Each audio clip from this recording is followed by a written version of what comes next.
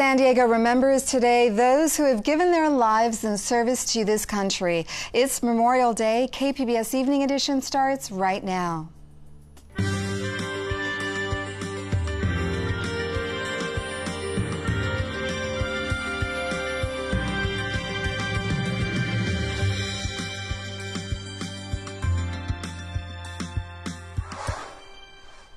Good evening. Thanks for joining us. I'm Amitha Sharma. Fort Rosecrans National Cemetery hosted a Memorial Day ceremony today. KPBS reporter Eric Anderson has more. We have Don Diego, VFW Post. The morning was full of pageantry as people gathered to honor the nation's fallen soldiers, sailors, airmen, and Marines. It was cool and misty as the commander of the Navy's 3rd Fleet, Nora Tyson, delivered a remembrance in the heart of the region's largest federal military cemetery. We're blessed to have brave men and women willing to go in harm's way to keep our country safe and free. Like we are doing here today, we need to ensure they know that their service is appreciated and will never be forgotten. The fallen heroes were honored with a military cannon salute, recalling the history of Fort Rosecrans when it served as a military artillery base. The United States Marine Corps Band serenaded the fallen with a performance of taps.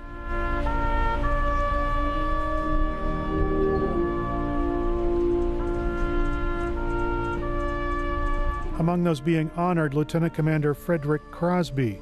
His remains came back to San Diego from Vietnam just this past weekend. The Navy flyer is back in his hometown and now interred at Fort Rosecrans. Art Harris lost friends in Vietnam. He says it's still tough, and that makes remembering even more important. Well, as you know, it's a very sacrifice that a person can walk away volunteering to put his life on the line.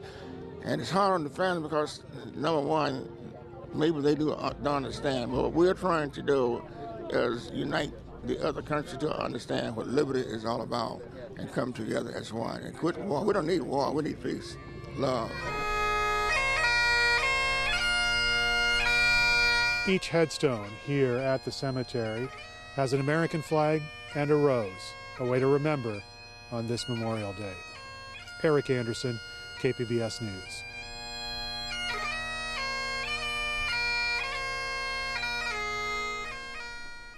At Mount Soledad this afternoon, about 1,200 people came to remember and honor fallen American heroes. Captain Howard C. Warner III reads the poem In Memoriam, written by Giles Weber, who wrote it on the beach at Iwo Jima after burying his fellow Marines.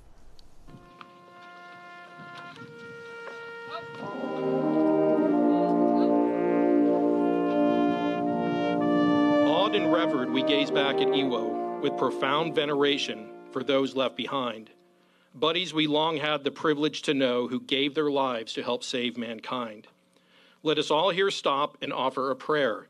We know their deaths were not in vain. No danger or peril did they beware. Look at the sand covered with stain. The stain of blood, the white wooden crosses, they never questioned the resting grounds enumerate our losses, the lurid revelation of woe.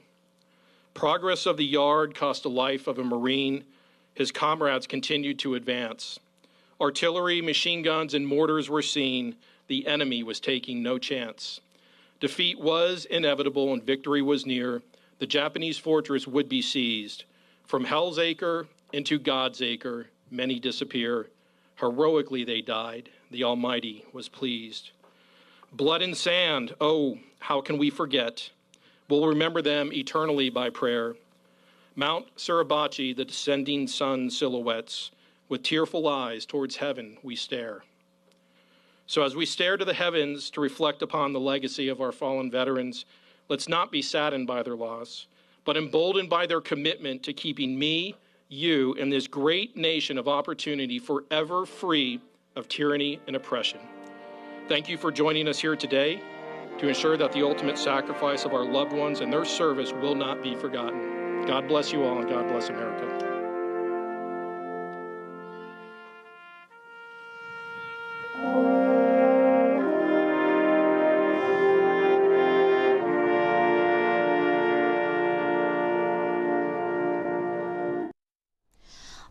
It's Memorial Day. A group of veterans living in Mexico are also asking to be remembered. They served in the U.S. military, some without legal status, but were deported after their service. Now they're looking for a chance to return to the U.S. KPBS Fronteras reporter Jean Guerrero has more. The U.S. government has deported more than 200 veterans, according to a 2016 report by the ACLU. I spoke to one of them earlier today through Skype. Hector Barajas served nearly 6 years in the Army with the 82nd Airborne. He was honorably discharged, then spent some time in prison for firing a gun from his vehicle. In 2004, he was deported. You do feel rejected. You feel like you don't, like they didn't value your service, you know. But at the end of the day, then I also take responsibility for being involved in the situation that got me here. But I think I've paid my dues. It's been a long time since I've been in trouble. And Barajas is the founding director of the Deported Veterans Support House in Tijuana, known as the Bunker. 7 members of Congress, including Juan Vargas, will visit the bunker this Saturday to meet with deported veterans like Barajas and discuss a bill to help some of them return to the U.S. So for them to come out here and wanting to meet us and talk to us is great. You know, it reminds us that we are still valued, that people still care, and that the people that can make these changes still care and they want to do something about it. The bill they're discussing is called the Veterans Visa and Protection Act. It would establish a program to permit certain deported veterans to return and help veterans in the U.S. without legal status become lawful residents. Barajas received a pardon from Governor Jerry Brown last month and is hopeful he's going to get a chance to return to the U.S. soon, regardless of what happens to the bill. Jean Guerrero, KPBS News. It's the classic tune that highlights every funeral service with military honors. Families expect to hear taps played by a bugler. A San Diego man is making sure that happens with his group, Bugles Across America. Roy Zanni says his bugle-playing career started with the Marine Corps in 1966. He says his musical talent led him on a different path, away from the front lines in Vietnam. I went to school for 6 weeks, and they taught me how to play every bugle call there was. And then in those days, you had to play 19 bugle calls in a day, from reveille at 6 o'clock to taps at 10 o'clock, and all the bugle calls in between.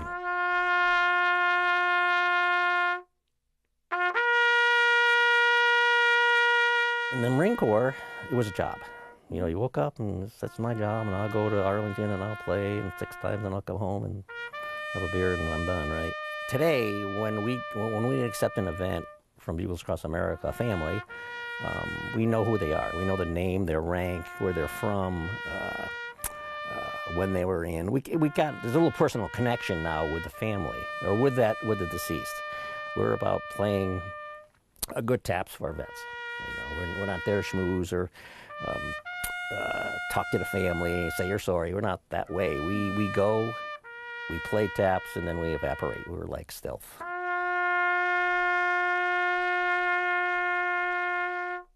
So we've never missed any so far, and I don't think we will.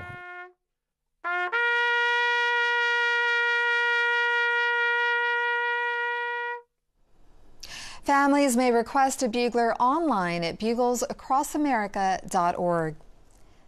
San Diego oceanographers have helped to track down 2 missing World War II bombers. KPBS science reporter David Wagner says it's part of a larger effort to find wrecked aircraft. Project Recover aims to locate planes associated with American service members who went missing in action during World War II. Researchers recently found 2 B-25 bombers off the coast of Papua New Guinea. Scripps Institution of Oceanography scientist Eric Terrell is one of the project's founders. Through this, it sort of reinvigorated my interest in U.S. history. He says discoveries like this have special significance on days like Memorial Day. Because we're focused on MIAs, you know, we really are focused on that closure aspect and recognition aspect. So it is a very humbling program to be part of. The researchers rely on underwater robots, historical documents, and knowledge from islanders to make these discoveries. David Wagner, KPBS News.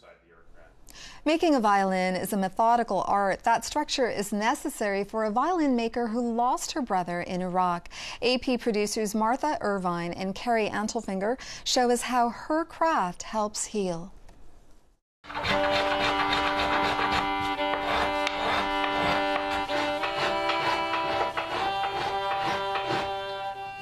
There's a word that really sticks out to me when I'm watching the news or listening, reading papers. The word casualty regarding the death or an injury of a soldier. I don't think of my brother's death as very casual to me. He was a real human. He was my brother. Not just a number, a name written in stone. And there was nothing casual about waiting for his body to come home and seeing him like that. And that's not how I want or need to remember him.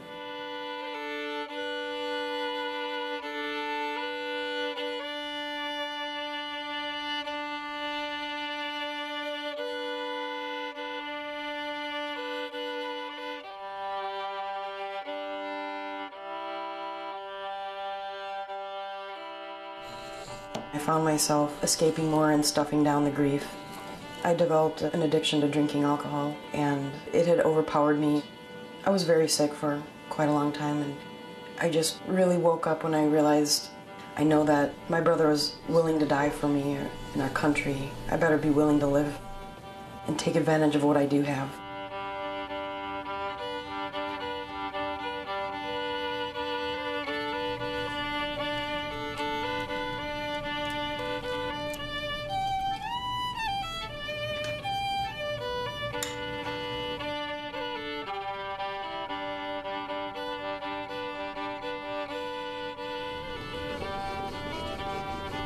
Polish it to see where it starts to shine.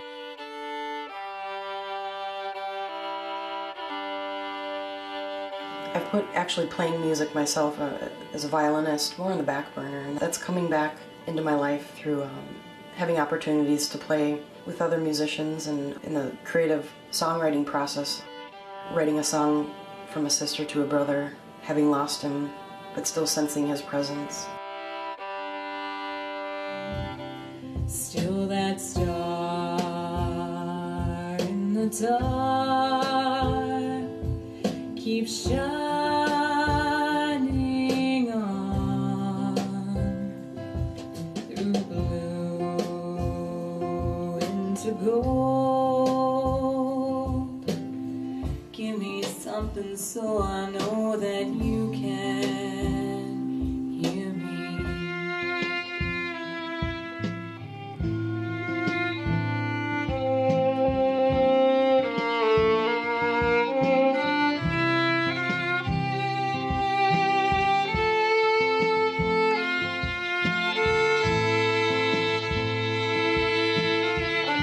With the violin, it's sort of a voice of my own, and I really enjoy keeping an instrument alive. And every time an instrument gets to resonate, I hope it resonates with someone else, and that's the beauty of music. You can communicate things that words don't say. Give me something so I know that you can hear me.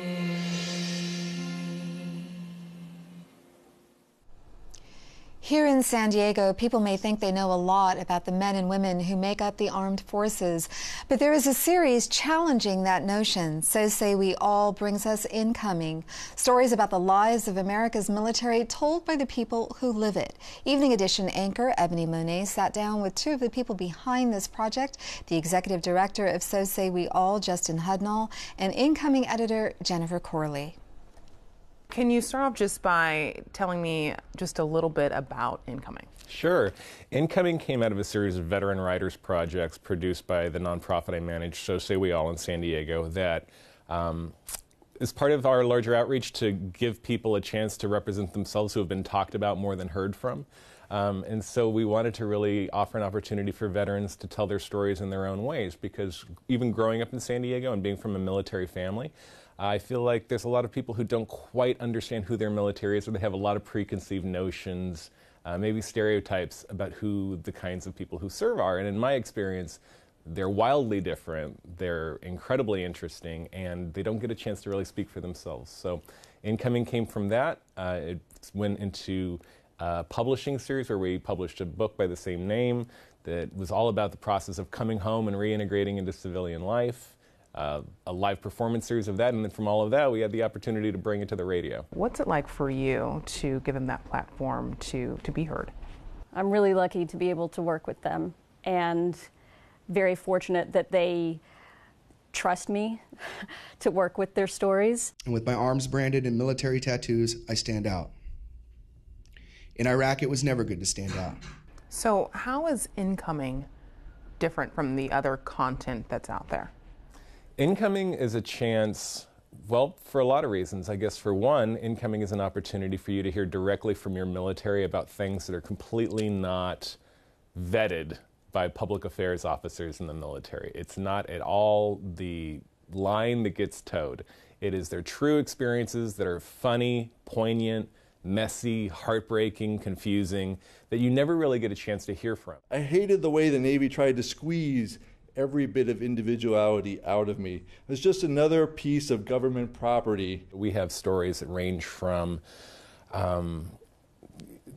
some of the most intense stories about coming home and dealing with post-traumatic stress disorder to some of the most exciting R&Rs in Thailand and at home and abroad, and the relationship with the family, military spouses, interpreters. We have this one story that we're incredibly proud of and lucky to be able to produce, of a Marine who's living here in San Diego who fought to get his interpreter citizenship and was able to bring him back over and reunite in studio here for an interview together. And it's those kinds of stories that I think we really want to showcase the most, because they're not all heartbreak, they're not all trauma. 7 new episodes of Incoming are available now. You can listen at kpbs.org or wherever you find your podcasts. KPBS Radio will also be playing them Friday nights at 8 o'clock. The Memorial Day weekend has been a busy one for tourists. The Southern California Automobile Club says San Diego was the #2 destination for regional travelers, just behind Las Vegas and just ahead of the Grand Canyon. The Auto Club says more people are traveling because there's more confidence in the economy. Tourists looking for the sun in San Diego may have a hard time finding it this week. Jeff Cornish has tonight's forecast. The marine layer is going to get a little thicker tomorrow morning, and that will allow those low clouds to push deeper into some of the valleys. We'll get cooler at the middle of the week, and then late this week there is a temperature rise, a bit of a rebound. Here you can see the recent satellite imagery. Some high clouds are actually sneaking in over top of the marine layer, but there's no precipitation, no rain associated with that. There is a front that we'll be keeping an eye on far to the north and west. That's still a little ways away, and it won't ever really make it into San Diego. It'll stay off to the north later this week. So tonight, increasing clouds and some fog. 61 is our expected low for the San Diego area. And as we step ahead to other regions heading east, we'll get down only to 69 degrees, near 70 there in Borrego Springs. Mount Laguna, 50 for your low. Ramona, 51. And you can see the closer you are to the coast, the thicker the clouds will be, though there will be still at least some clouds in the sky later tonight, a little farther to the east. In the big picture, we do expect to stay very warm, just a small step down in temperature into Wednesday, and it will remain dry and very bright as well, with the closest significant showers into the southern Rockies. Here we go into tomorrow's forecast. This is Tuesday, back to work for many folks. Hopefully it's a tolerable return to the cubicle, and the low clouds will be a little more stubborn in the morning along the immediate coastline and into some of the valleys, but as we get into the afternoon, we'll see some progress, turning a little brighter with time. 102 in Borrego Springs, that's the hot spot on the map, up to Long Beach, 72 there, 70 in Oceanside, and a nice cool 68 in San Diego, and Chula Vista will be in a similar ballpark. We don't expect any significant changes later this week, just a small step down in temperatures into Wednesday and a small rebound later in the week. Most of the changes day to day will be in the eastern part of the nation and also to our north. Coastal forecast, you can see low clouds breaking on Wednesday, 69 and back into the mid-70s later in the week. Heading into the inland areas, up near 80 after that brief dip down to 75.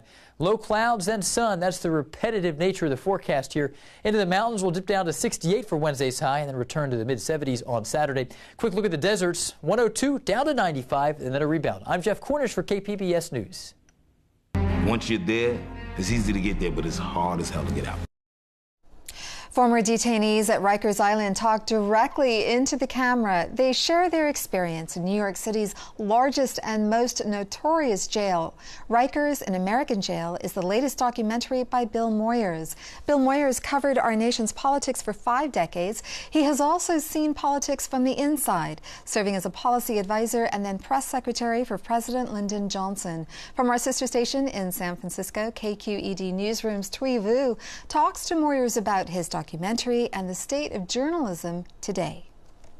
We have access to more information now than ever before with the advent of the internet, but that also means greater access to fake news. So how can we as journalists combat fake news? Most people, if confronted by a fact that subverts their belief system, if it challenges their belief system, they will stay with their belief system. They will not change what they believe in order to acknowledge the fact. Why? Because our belief systems sustain us day by day.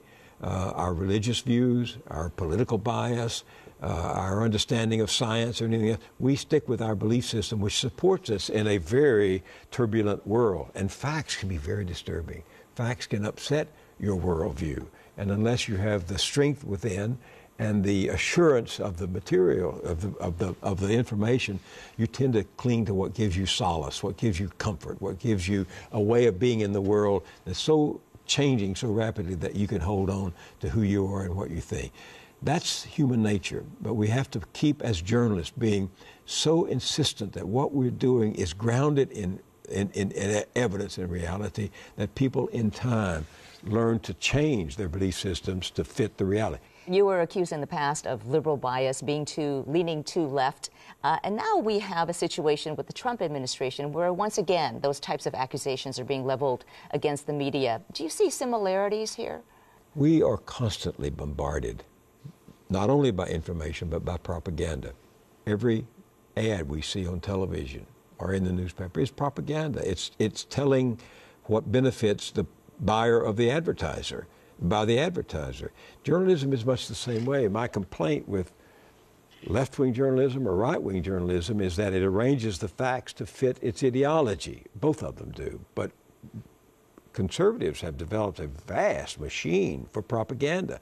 What they do, and I pay a lot of attention to, I've done documentaries on this, what they do is to organize their event, their information, to perpetuate their propaganda. And that's not the role of journalism. I cannot consider them journalists, because journalists, as I've say to the boredom of people, is about getting us to verifiable truth. How can we do a better job of that, though? Because we have machinery now, the Fox network, and Roger Ailes, of course, just passed away this week, but he built up the Fox network into what it is today, and they are constantly telling the same kinds of things that the Trump administration is saying about the rest of the media. So how do you fight that? You know, an organization that has developed a culture of harassment of other people, of women, immigrants, whomever, an organization whose character is formed by a tolerance for humiliating other people and harassing other people cannot be trusted to be delivering the news. You cannot separate the integrity of your broadcast from the integrity of your employees. Bill O'Reilly came after me time and again with a pack of lies. I kept calling and writing him and saying, come on my program and let's discuss this. Let's have an honest discussion about what you're saying. He would never do it. He was a bully hiding in his bunker at Fox News. And Roger Ailes created a series of impenetrable bunkers for people who were attacking the rest of the country with impunity. I don't want to let you go without asking you about your new documentary as well, airing on PBS. It's called Rikers, an American Jail. It's about New York City's largest jail. We hear directly in that documentary from the men and women who have been incarcerated. Why did you decide to make this film? Because mass incarceration has become a scandal, a failure, and a stain on American democracy. Mass incarceration has become the sharp edge of racism in this country. It falls most heavily on people of color, people who are poor, and upon young men in particular. African Americans in this country are 6 times as likely to be arrested as whites. Hispanics in this country are twice as likely to be arrested as whites. It's also become assault on democratic principles of fair play and humanity, and we've got to reform. We were on the way to criminal justice reform before the last election, and now President Trump and Attorney General Sessions have in effect started the war on drugs again, which sent so many young people to prison. They have the philosophy of lock them up and throw away the key. So we're regressing on this very important practice of democracy. You can see Moyers' new documentary, Rikers in American Jail, on June 20th at 11 o'clock, right here on KPBS. You can find tonight's stories on our website, kpbs.org/evening edition. Thank you for joining us, and have a great evening. Let us all be grateful for a land so fair, a land so fair as we live.